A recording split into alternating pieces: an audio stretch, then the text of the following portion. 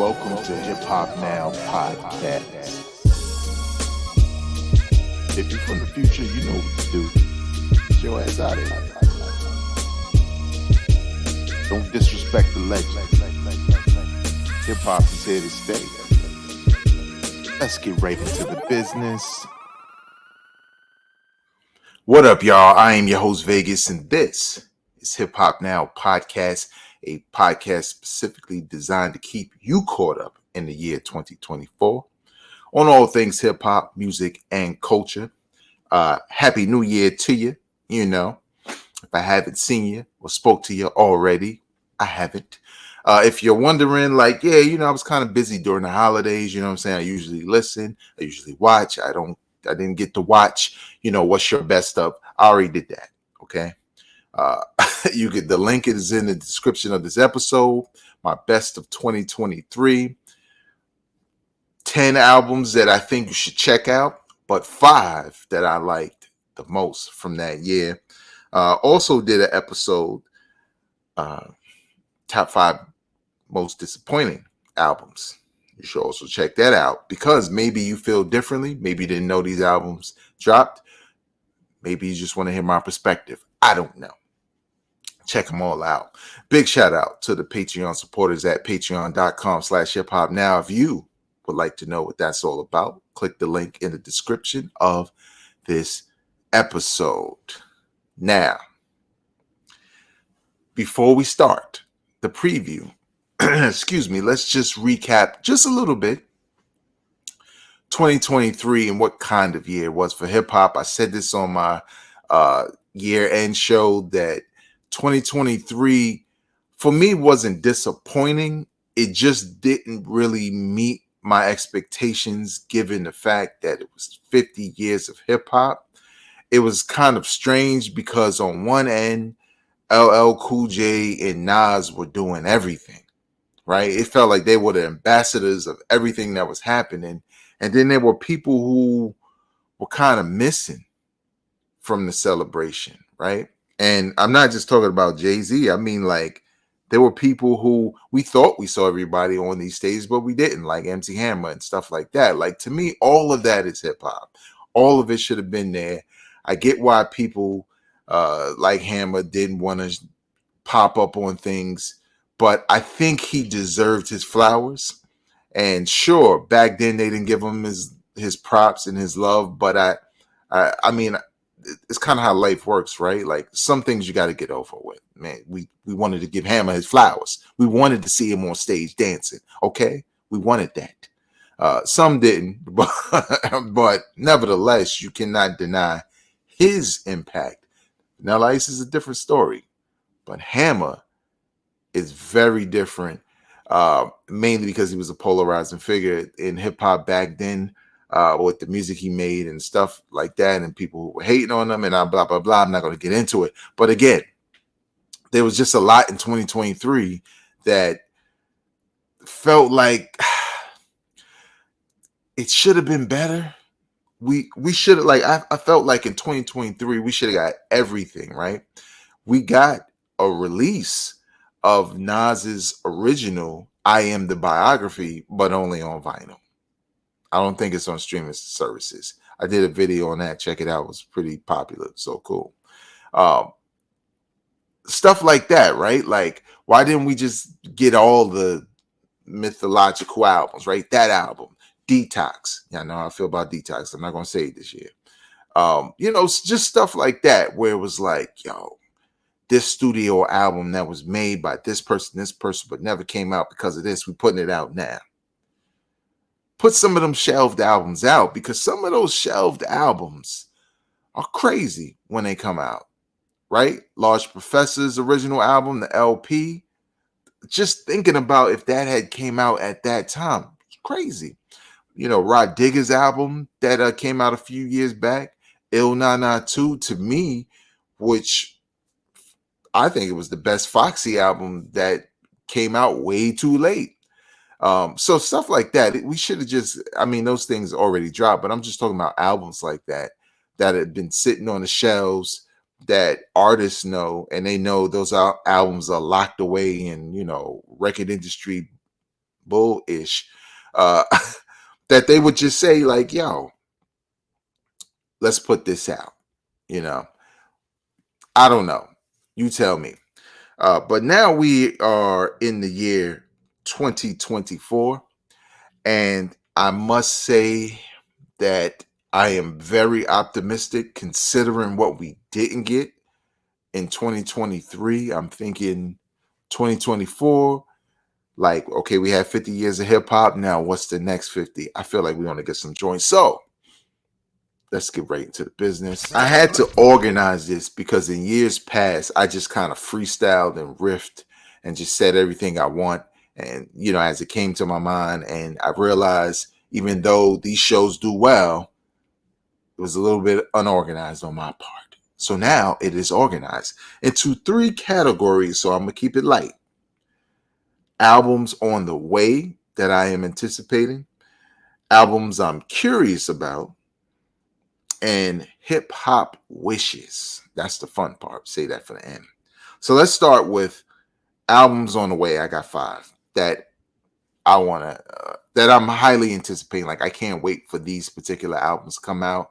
We know they exist. We know they're supposed to come out.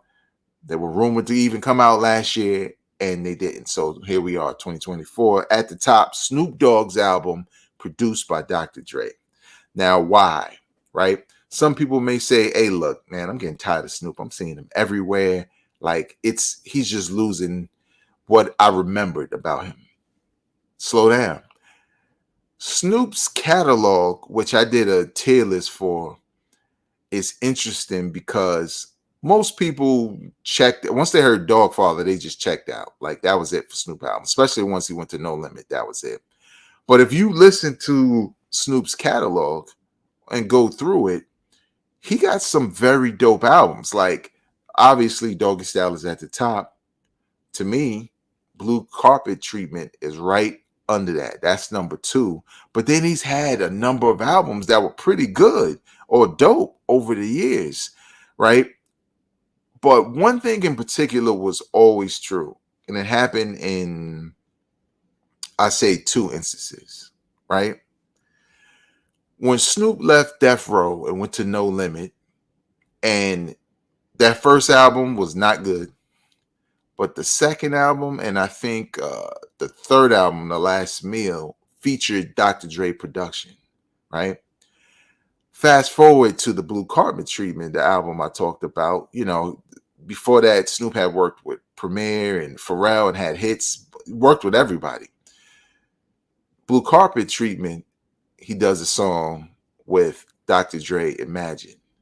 When I tell you, every time Snoop and Dr. Dre get together, it is magic. The nostalgia, the feeling of early Death Row comes right back. It just does. Snoop sounds best over Dre production. Now, he sounds good over other production, but it's something about Dre's sound and Snoop's performance, and probably, you know, just the energy of Dre and Snoop being back together that is always dope. It always results in a great album for Snoop. It's like, once he works with Dr. Dre, boom, you bump it up. Oh, new album, top 3. Like, it's like that. So as I understand it to be, I think this album is entirely produced by Dre. I cannot wait. When they did the Super Bowl halftime show, he kind of hinted at it. He had the Death Row, you know, buying Death Row thing, but he kind of hinted at it. And then last year in 2023, it felt like it was about to drop, but there wasn't really a single. And then nothing happened. So I'm hoping in 2024 we get this album. Next up, J. Cole, The Fall Off. J. Cole wrote up like on a piece of paper the different projects that were going to drop from him, right? And even though The Fall Off is like the final of those projects, I believe it will drop this year. Maybe later in the year, because I think there's one project before that.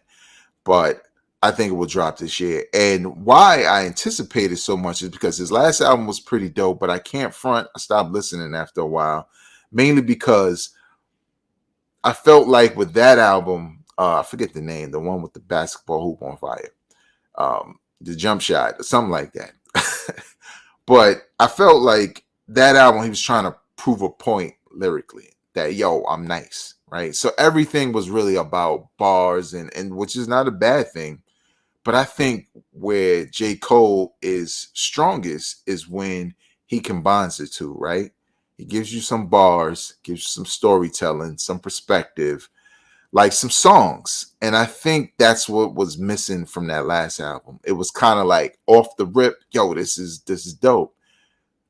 But it just didn't leave me listening to it for much longer after that, especially now. It's not one I would go back to. Um, 2024 will see the 10-year anniversary of arguably his best album in his catalog, maybe not even arguably. Um, Forest Hill, 2014 Forest Hill Drive. The follow have got to be dropping. One of the reasons why, I also felt like I'm anticipating this album more than others is the fact that his features have been kind of crazy lately, right? And I'm not just talking in 2023 and the stuff he did with Drake. I'm going even beyond that, like the joint John P's Caddy with Benny the Butcher. Like that's the verse on it. Like I'm a big Benny the Butcher fan who also has an album dropping in January. If you're from the future, get your ass out of here. January passed, okay? For you, not for me. But like he made me look at Benny the Butcher like, oh, you're on this level of rapping, and I like it. J. Cole's here. It's a presence, right? It's a presence he has on these tracks that not only feels like confidence in the words he's saying, but in his bars and his delivery and everything. So I mean, I really can't say much more beyond the fact that I am really anticipating this album, and I'm curious to see what's going to be there. I don't need another Drake collabo. We good. The joint on Drake's album and then the Scary Hours, that was enough. Okay, we don't need another one unless you make a song called The Big Three featuring Drake, J. Cole, and Kendrick Lamar. Now you're talking. Okay? That one's free of charge, Mr. Cole. Mobb Deep album. Now look, this could be a wishful thinking thing of when it drops. But we know it's in the works. Prodigy said, I'm not Prodigy, rest in peace, Prodigy. Havoc said, I'm working on a Mobb Deep album, right? With P on it. Now, we don't know what this is. This could be him taking songs that they were working on that were never released and making an album. This could be unfinished songs where they throw a bunch of features on the album to kind of make up for the lack of vocals from Prodigy. The latter, I'm not that much of a fan of because it's the thing that's always done and it's hit or miss, and it always kind of signals that the party's over. That this guy has passed on and we don't have anything else from him, unlike Tupac. But I think the blueprint for Havoc, if he could do it, I don't know what he has for a new Mobb Deep album, is the last Gangstar album. That is probably next to a Tribe Called Quest, right? Which was different. Tribe Called Quest album, Fife was there for the majority of it. That's why they had so much. So he wasn't really absent. He didn't die and all of a sudden, we only got 3 verses. Like, nah, he did mad music with the group before. Whereas Guru, Premier just chefed the project, right? He made it feel like a Gangstar album. J. Cole was on there also. It didn't feel like, oh, I only got a hook from Guru, or I only got half a verse from Guru. It felt like him and Guru made a project, and it sounded like a Gangstar album. That's what we need from a Mobb Deep album. We need the beats to evoke that sinister sound that Havoc is known for, that feels like Mobb Deep. We need as many verses from Prodigy as we can get.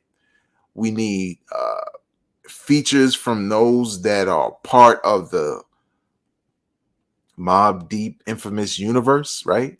Right? Like maybe a Nas in there, you know, maybe Alchemist get on the bars and on the beat and stuff like that. Don't put it. I love J. Cole, don't put him on a Mobb Deep album. No. I know he's good for it. But do something different. Put somebody on there that put Stove God on there. Right? Somebody like that. Put Benny on there. Somebody. Right? But not too many of them. Don't put all of them on there because we don't want to hear that. Those albums typically always feel like the party's over.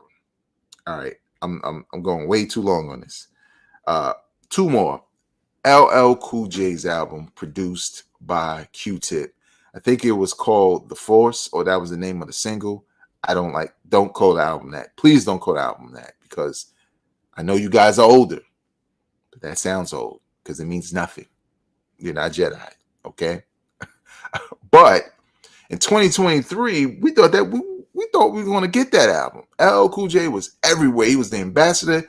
He even performed at Times Square on New Year's Eve, right? Before the ball drop, right? Crazy. LL Cool J could do a halftime Super Bowl show. Yeah, I need to make that happen. That would be crazy. With guest appearances, obviously.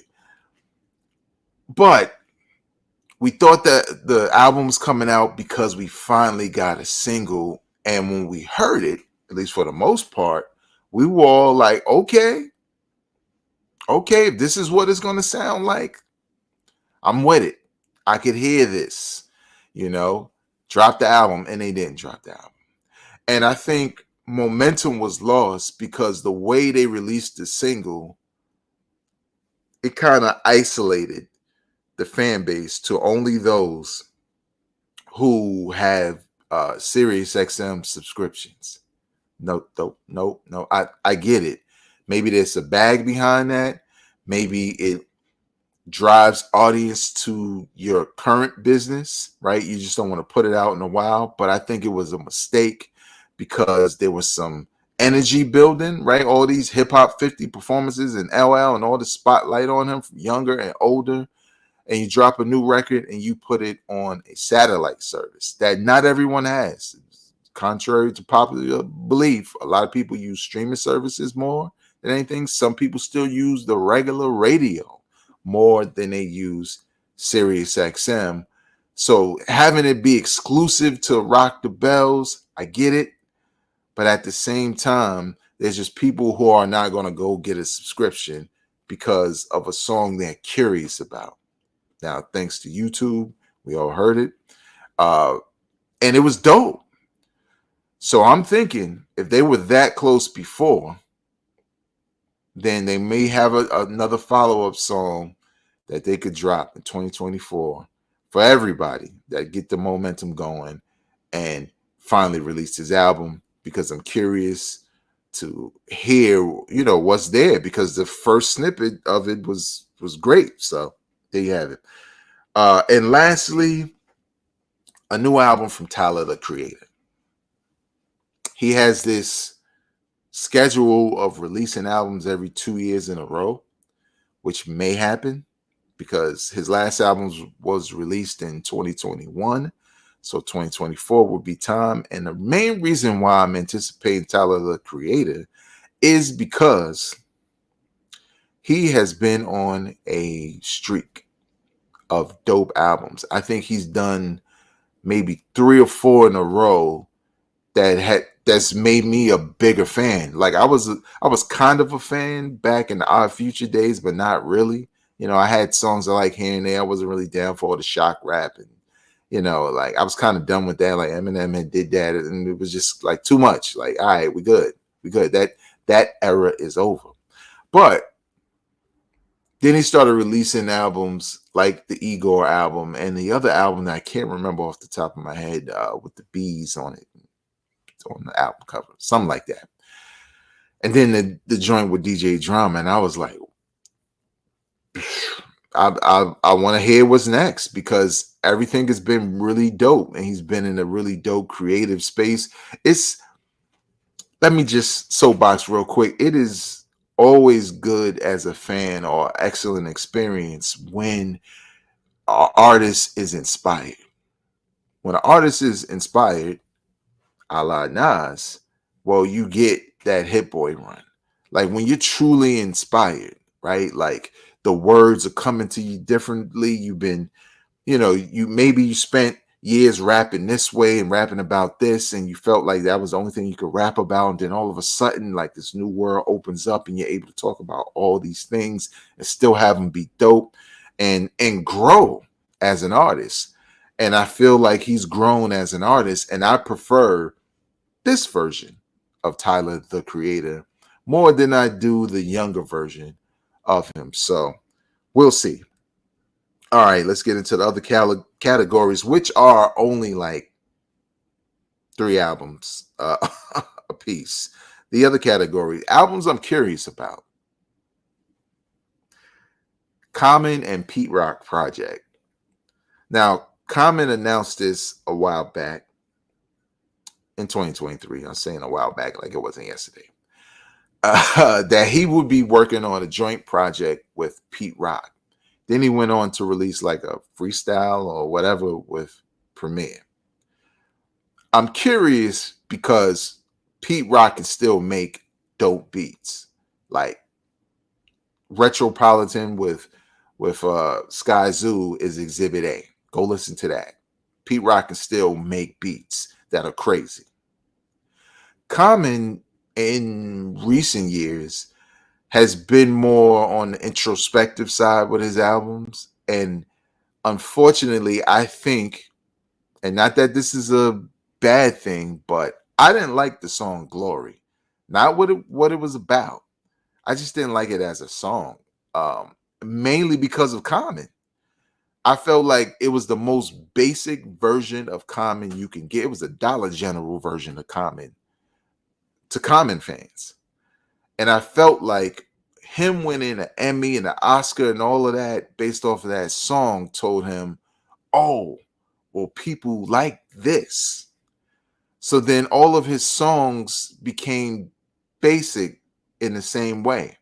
And even though he dropped albums, and I know other people didn't like it, but I thought it was cool. The album that came out, that was like a companion piece to his biography, his book or whatever.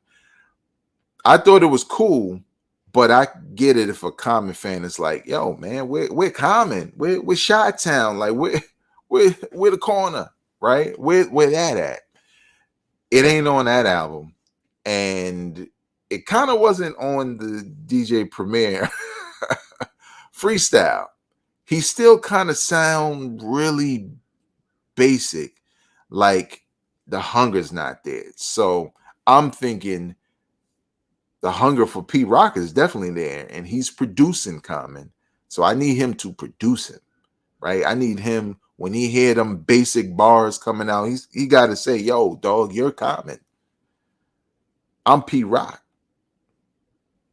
There's an expectation, right? There's a bar that Sky Zoo said, honestly, that you got to meet. So I'm curiously optimistic in some ways, but who knows? Madlib is sitting on an EP he produced with Mac Miller, which I'm not the biggest Mac Miller fan. I don't dislike him, but I don't go crazy for him like a lot of people do. But I'm curious, knowing those two getting together, I could hear Mac Miller's sound and wordplay over like full-on Madlib production. So I'm curious about that one. I'm also curious about Madlib and Doom's Mad Villainy 2 that supposedly he's still working on. I think we get the Mac Miller before we get the MF Doom joint, but I hope we get both. So there you have it. And lastly, for albums I'm curious about, Hit Boy and Alchemist collaborate, EP, album, whatever. It got to happen in 2024. You know why? They did a song on Hit Boy's album. The song was called, I think, Slipping Into Darkness, right? Where Hit Boy rapped over Alchemist beat and Alchemist rapped over Hit Boy's beat on the same track, put out a video, and it was so dope. It was so dope. It was like what hip hop fans want now. There's some people, I get it. Some of y'all just mad to be mad and just like, yo, it was all right. But what I need is a bacon button. Well, they didn't do it, okay? Hit Boy and Alchemist sound good together, and especially over these types of beats. I think if they put out an EP that has this feel, and it's them two rapping over beats, and bring in your mainstays, you know what I'm saying? Like bring Nas in for a verse, if they do an album. Bring in who Alchemist. Oh, nah, don't bring in Boldy James. Come on, dog. Don't do it. I mean, you can bring him in. Bring in Larry June. Larry June, I could kind of stomach more than Boldy James. The disinterested rappers, don't get me started.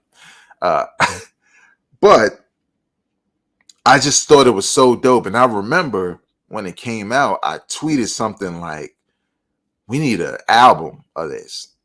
Now, I know Hit Boy likes everybody's comments and retweets, and I kind of love that about him, because I think it's what keeps people engaged with what he's working on and his music, right?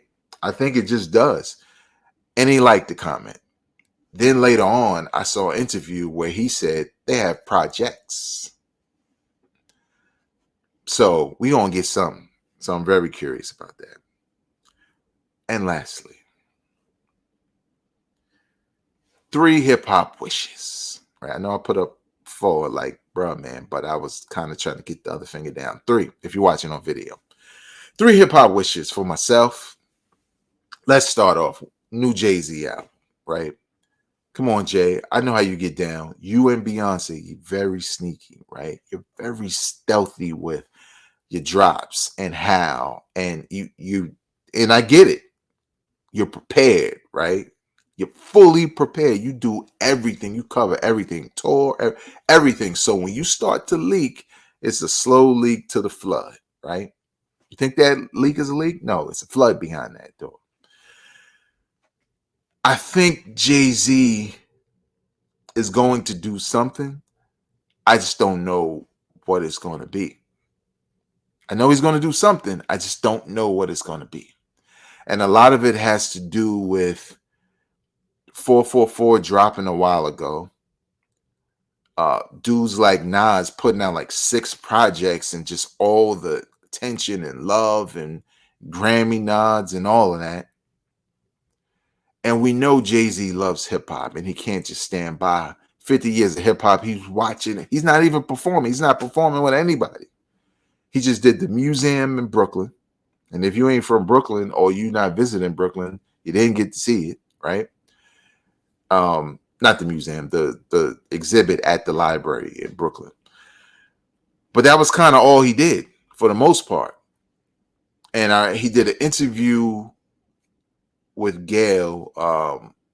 And if you're like, Gail who? We don't need to say her last name. Rest in peace, Kobe. Where Jay-Z said, if I do an album, I can't just do an album. It has to be something important. It has to have some kind of meaning behind it. Now, I think he already knows what that is. But I think he wants it to be right. Long gone are the days where Jay-Z would drop an album every year and it was fire. That was the time. Every year he would drop a new album and it was hot and you were just like, this is crazy, right? Now he wants to have more purpose. Now, what I was thinking is, if you look at 444 or 444, whatever it's called, That was Jay-Z's most personal album to date. He's spoke about his real life or written about his real life in numerous songs and verses over the years, but this was a whole album dedicated to that. And I liked it for that because I was like, oh, this is the first time he's actually being like really vulnerable and just letting it all out about his family, about his wife, his marriage, his kids, himself, insecurities. Like, it was dope. But there's one thing that Jay-Z always wanted to do, but he hasn't done it yet. And the climate is ripe for it. And that's a conscious album. Now, I'm not talking about pyramid hats and chew sticks, Jay-Z. No, I'm just talking about an album where he's going to have a number of political points of views about the record industry, about business in general, about black people, because he's already been doing it a little bit. On 444, he did some of that, right? So I think Jay's more interested in that than anything, than to give you like a mogul talk album, because he's been doing that for years. So we'll see. A Wu album. I think Wu-Tang dropped the ball. Like they had the final season of Wu-Tang and American Saga on Hulu. I did all kinds of videos with guests. Shout out to them. And it felt like at the end we needed a new Wu album that just felt like the Wu we know.